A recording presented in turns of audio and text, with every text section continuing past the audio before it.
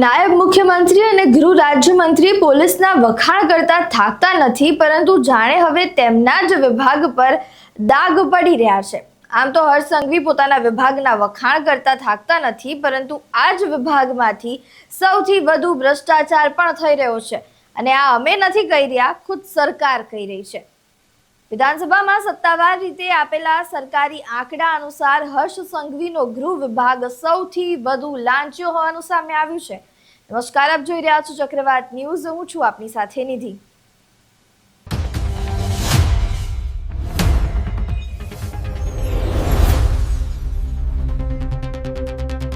ગુજરાતમાં હાલ વિધાનસભાનું સત્ર ચાલી રહ્યું છે, ત્યારે કોંગ્રેસના નેતા અમિત ચાવડાએ પ્રશ્ન કર્યો હતો કે છેલ્લા એક વર્ષમાં લાંચ રિશ્વતના આરોપસર કેટલા સરકારી અધિકારી કર્મચારીઓ સામે આવ્યા છે અને એસીબીમાં ગુનો નોંધાયા છે।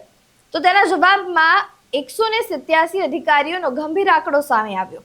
આ સિવાય બીજો પ્રશ્ન એ પૂછ્યો હતો કે આ ગુના કયા વિભાગના અને કયા વર્ગના અધિકારીઓ સામે થયા છે, જેના જવાબમાં સૌથી અવ્વલ હર્ષ સંઘવીનો ગૃહ વિભાગ રહ્યો છે। એક વર્ષમાં ગૃહ વિભાગના 63 અધિકારી સામે લાંચ લેવાનો ગુનો દાખલ કરાયો છે, પરંતુ અહીંયા સવાલ એ છે કે ગૃહ વિભાગ જ શા માટે ટોચ પર છે? ગૃહ વિભાગ હેઠળ પોલીસ તંત્ર, કાયદો અને વ્યવસ્થા, ટ્રાફિક, સ્થાનિક સુરક્ષા સહિતના અનેક સંવેદનશીલ વિભાગો આવે છે।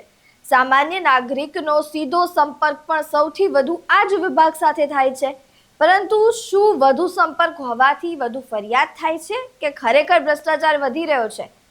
જે વિભાગ લોકોની સુરક્ષા અને કાયદાની રક્ષા કરે છે, એ જ વિભાગ પર લાંચિયાગીરીના સૌથી વધુ આરોપો લાગ્યા છે। કેમ? આ આંકડા માત્ર નંબર નથી, પરંતુ તે વિશ્વાસનો દરજ્જો બતાવે છે। હવે સરકાર કહે છે કે લોકો વધુ જાગૃત બન્યા છે, એટલે વધુ ફરિયાદ નોંધાઈ છે, પરંતુ જો જાગૃતિ વધી હોય તો બાકીના વિભાગોમાં પણ સમાન વૃદ્ધિ થવી જોઈએ। ફરી એકવાર અહીંયા સવાલ થઈ રહ્યો છે કે શું ગૃહ વિભાગમાં આંતરિક નિયંત્રણ નબળું પડી રહ્યું છે? શું મોનિટરિંગ મિકેનિઝમ ફેલ થયું છે કે પછી ભ્રષ્ટાચારને અપ્રત્યક્ષ રીતે પ્રોત્સાહન મળી રહ્યું છે? વિપક્ષના નેતાઓના પ્રહારથી લઈને અનેક મુદ્દાઓ પર હર્ષ સંઘવી તરત તેમની પ્રતિક્રિયા આપી કટ।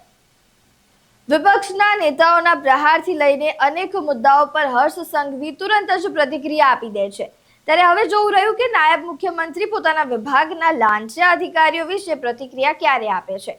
તમારું આ મામલે શું માનવું છે તે અમને કમેન્ટ બોક્સમાં જરૂરથી જણાવજો। નમસ્કાર।